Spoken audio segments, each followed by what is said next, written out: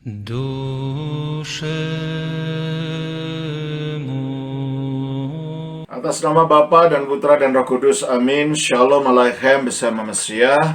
Selamat bertemu kembali saudara dengan saya Archimandrit Romo Daniel Biantoro, Ketua Umum dan pendiri dari Gereja Ortodoks Indonesia.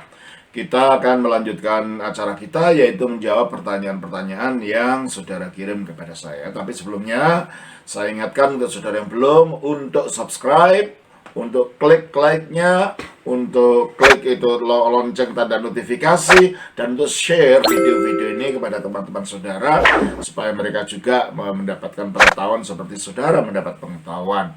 Dan kalau saudara merasa terbeban untuk membantu pelayanan kami, saudara bisa mengirimkan persembahan ke alamat bank yang ada di bawah ini. Kalau saudara ingin berkunjung dan ingin merasakan ibadah bersama kami, ikut ibadah bersama kami, nanti di akhir daripada video ini, dan seperti di akhir dari video saya yang lain, itu ada daftar nama parokia dan daftar nama komunitas di tempat-tempat yang ada di beberapa tempat. Kalau itu dekat dengan saudara, saudara bisa berkunjung ke sana. Atau kalau tidak, kalau saudara menginginkan ada perintisan di tempat saudara, telepon Romo Yakobus yang nomor teleponnya ada di bawah ini, supaya minta kami adakan pelayanan di sana. Dan kalau saudara tertarik untuk menjadi anggota Gereja Ortodoks, menyatu dengan menjadi anggota Gereja Ortodoks, saudara bisa juga telepon Romo Yakobus minta supaya saudara dimasukkan pada grup WA katekisasi nasional. Saudara bisa belajar katekisasi di sana untuk belajar iman ortodoks secara mendalam. Tetapi saya ingatkan, yang boleh masuk di sana hanya mereka yang ingin jadi ortodoks dan ingin bergabung kepada Gereja Ortodoks. Kalau enggak, ya enggak bisa masuk di situ. Cukup dilihat di YouTube ini saja.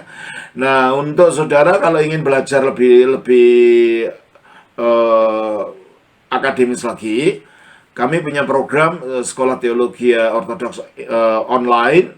Saudara bisa telepon Romo Yakobus lagi, minta supaya dihubungkan dengan Bapak Artemius Thomas Matulesi.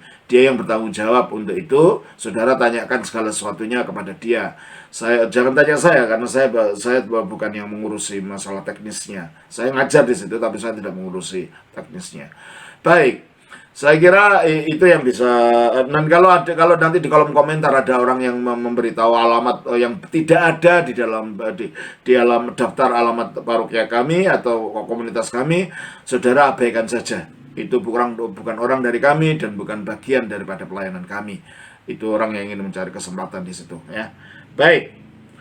Kita akan melanjutkan pertanyaan kita hari ini. Adalah pertanyaan dari saudara David Tobirama, ya, dari saudara David Tobirama. Pertanyaannya begini, dari Manado, ya.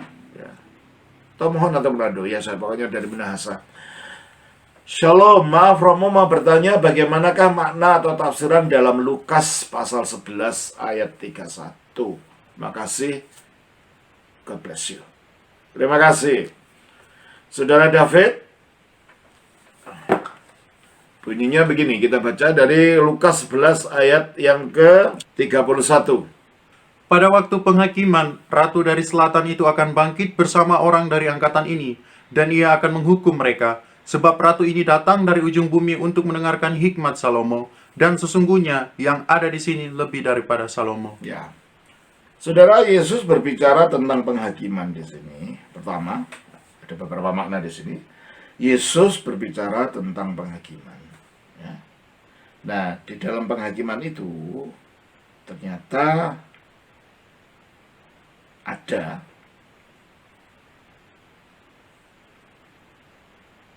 penghakiman yang lebih berat, penghakiman yang kurang berat. Coba kita baca lagi ayat 31. Pada waktu penghakiman, jadi berbicara untuk akhir zaman, ya, ketika Yesus datang untuk menghakimi manusia. Ratu dari selatan itu akan bangkit bersama dari angkatan ini, dan ia akan menghukum mereka. Menghukum siapa? Menghukum angkatan ini, maksudnya bangsa Yahudi yang tidak percaya itu. Akan terjadi penghukuman. Dan ratu dari selatan ini siapa? Inilah Ratu Sheba. Kita baca di dalam 1 Raja-Raja 10 ayat 1 sampai 10. Ketika Ratu Negeri Sheba mendengar kabar tentang Salomo, Nah, itu tempatnya kan di selatannya Israel, di Yaman itu. Sheba itu di daerah Yaman. Oke, terus berhubung dengan nama Tuhan, maka datanglah ia hendak mengujinya dengan teka-teki.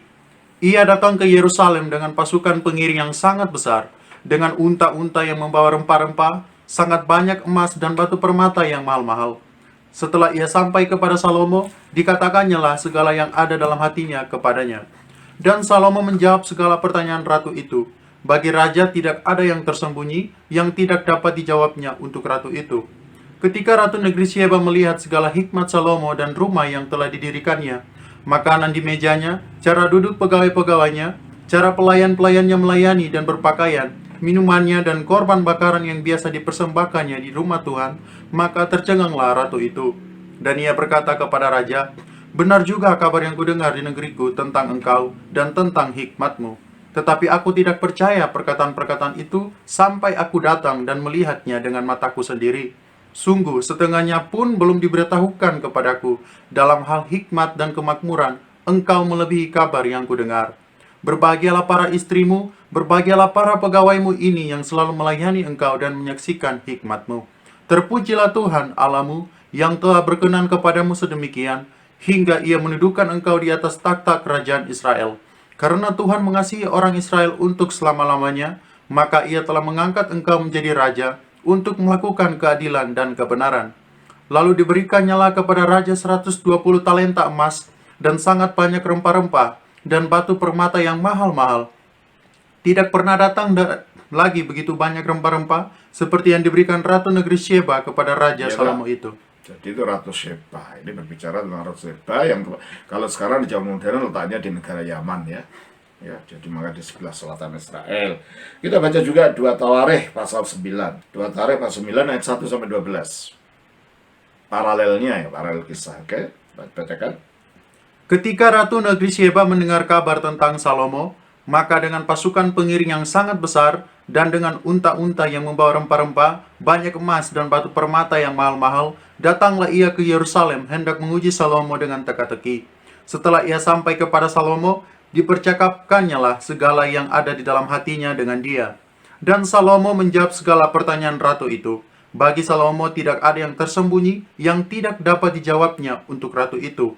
Ketika Ratu Negeri Sheba melihat hikmat Salomo dan rumah yang telah didirikannya, makanan di mejanya, cara duduk pegawai-pegawainya, cara pelayan-pelayannya melayani dan berpakaian, juru-juru minumannya dan pakaian mereka, dan korban bakaran yang biasa dipersembahkannya di rumah Tuhan, maka tercenganglah ratu itu, dan ia berkata kepada raja, "Benar juga kabar yang kudengar di negeriku tentang engkau dan tentang hikmatmu, tetapi aku tidak percaya perkataan-perkataan mereka sampai aku datang dan melihat dengan mataku sendiri. Sungguh, setengah dari hikmatmu yang besar itu belum diberitahukan kepadaku.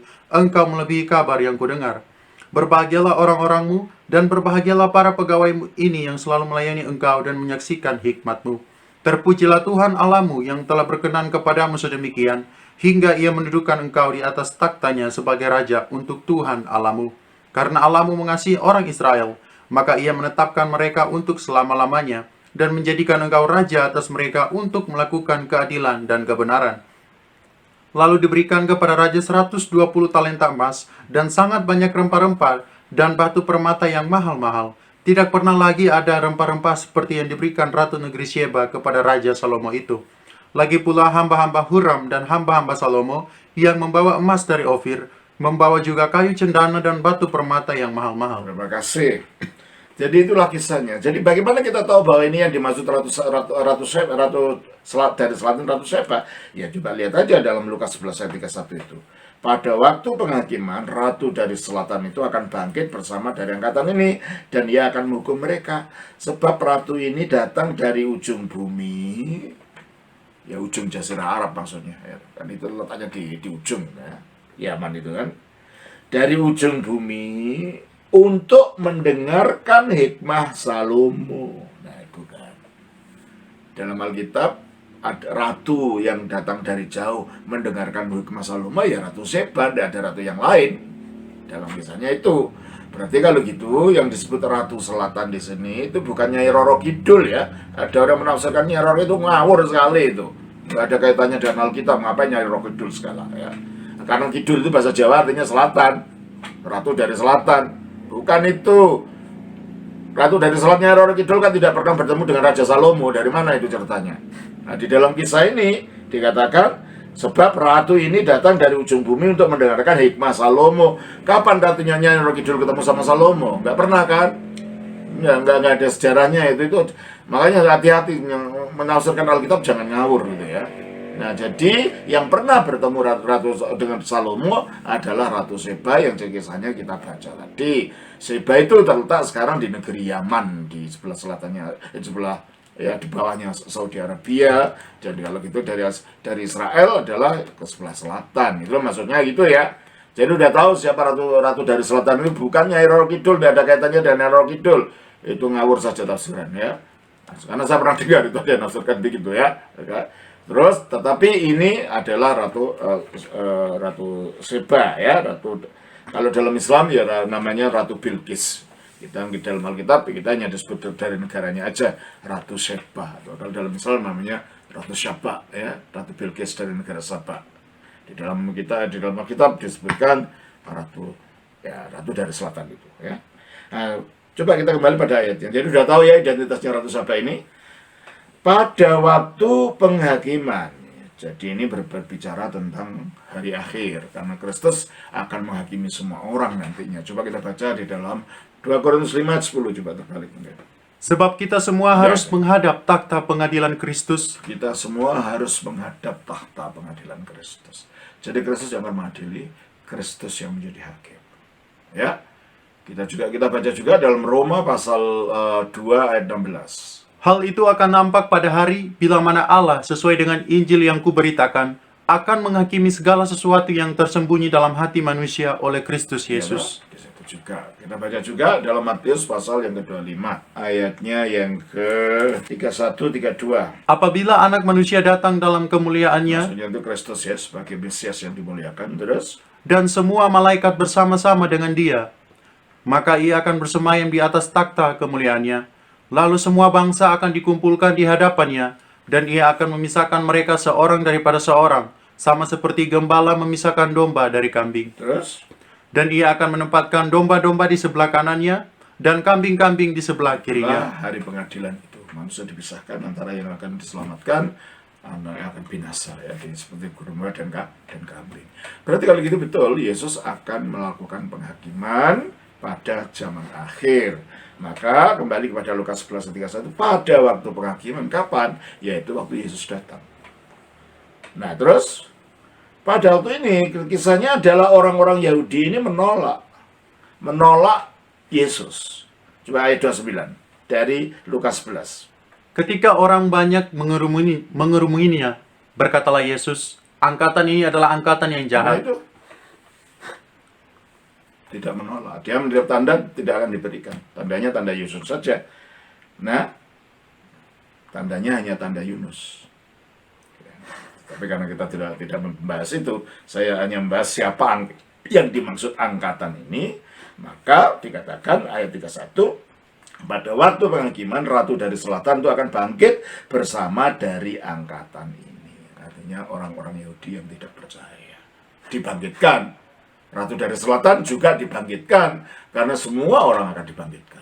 Ya, nanti pada akhir semua orang akan dibangkitkan. Coba kita baca di dalam Yohanes pasal yang kelima ayat 28-29. Janganlah kamu heran akan hal itu, sebab saatnya akan tiba bahwa semua orang yang ada di dalam kuburan akan mendengar suaranya. Dan mereka yang telah berbuat baik akan keluar dan bangkit untuk hidup yang kekal. Tetapi mereka yang telah berbuat jahat akan bangkit untuk dihukum. Ya, terjadi penghakiman semua atas semua orang yang mau selamat atau orang yang mau binasa, semua akan dibangkitkan pada akhir zaman. Nah, pada waktu penghakiman itulah, Ratu dari Selatan itu Ratu Seba, itu akan bangkit bersama orang dari angkatan ini. Jadi orang-orang yang waktu itu menyangkal Yesus, orang yang tidak percaya pada Yesus pada zaman itu akan bangkit bersama Ratu Seba. Ya. Dan ia dan Ratu Seba ini, Ratu dari Selatan ini akan menghukum mereka. Artinya dibandingkan, akhirnya ini menjadi begini loh, ada yang mau percaya, kamu kok tidak gitu loh. Nah, maka ini akan jadikan perbandingan, ini jadi penghakiman terhadap mereka. Maka Kristus akan menghakimi orang-orang yang menolak dia ini dibandingkan dengan Ratu Seba ini yang datang jauh-jauh mau percaya. Maka dikatakan, mengapa Ratu Seba ini menjadi standar penghakiman bagi orang-orang yang tidak percaya waktu itu pada waktu hari kebangkitan nanti? Dikatakan, sebab Ratu ini datang dari ujung bumi, dari Seba, untuk mendengarkan hikmah Salomo. Jadi Ratu ini mempunyai iman, mempunyai keyakinan, hatinya terbuka untuk mendengarkan Salomo gitu ya. Dan sesungguhnya yang ada di sini maksudnya Yesus lebih daripada Salomo. Nah, kalau ratu itu loh jauh-jauh mau bertemu dengan Salomo. Kalian ini loh, generasi zamanku gitu. Kenapa kamu nggak datang ke sini padahal aku lebih besar dari Salomo? Mengapa? Karena dia memang raja segala raja, firman Allah yang turun ke bumi, nggak mau percaya. Maka akibat yang kamu lakukan menunjukkan kamu tidak ada iman. Karena kamu tidak ada iman, maka kamu akan dihakimi. Sementara Ratu Seba karena dia menunjukkan iman, maka dia akan menjadi standar dari penghakiman dirimu. Gitu loh. Ya, jadi jelas ini maksudnya ini adalah bangsa Yahudi yang tidak mau menerima Kristus waktu itu akan dibandingkan dengan Ratu Seba yang mau datang kepada Salomo itu, padahal Kristus lebih besar dari Salomo. Toh orang Yahudi nggak mau datang, ini ratu-ratu orang Yahudi saat itu tidak mau percaya pada Kristus, padahal Ratu dari Seba ini jauh-jauh mau percaya pada Kristus. Maka nanti Ratu Seba ini akan justru menjadi perbandingan, menjadi penghakiman bagi orang Yahudi yang tidak percaya itu. Itu maksudnya ya. Jadi ini berbicara tentang berat dan ringannya penghakiman nanti. Orang yang mau datang, orang yang mau beriman itu akan diselamatkan kelihatannya. Dari sini meskipun tidak ada kata-kata itu, tapi Ratu Seba diselamatkan karena dia punya iman kepada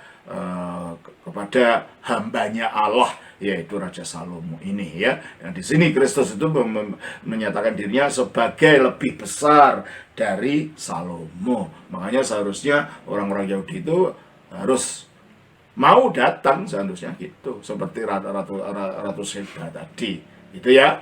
Nah, itulah artinya. Jadi ini tidak ada kaitannya. Jadi kalau ada orang menanyakan itu Ratu dari Selatan itu Ratu Nyai Roro Kidul, tanyakan kapan Nyai Roro Kidul itu pernah bertemu dengan Raja Salomo. Lagi pula kalau legenda yang berlaku bisa dilakukan, dipercaya, katanya menurut dongeng Ratu Nyai Roro Kidul itu adalah penjelmaan dari Dewi Kadita. Dewi Kadita itu putri dari Sunda, putri dari Pajajaran. Nah, kerajaan Pajajaran itu kapan? Salomo kapan gitu loh. Kerajaan Pajajaran kan tahun abad ke-13, kalau abad keberapa gitu ya. Kerajaan Sunda. Ya, kalau dia sekitar zaman-zaman itulah di Pulau Jawa ini, ya kan? Salomo memerintah kapan? Sebelum Masehi, gitu kan?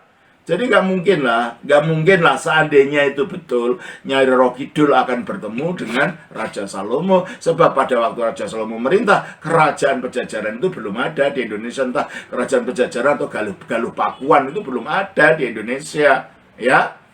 Jadi kalau begitu, kalau tafsiran mengatakan ini Nyai Roro Kidul, tafsiran ngawur, tidak berdasar dan tidak bertanggung jawab. Jangan dengarkan tafsiran semacam itu. Oke? Tuhan berkati. Shalom. Selamat Bapa, Putra, Roh Kudus. Amin.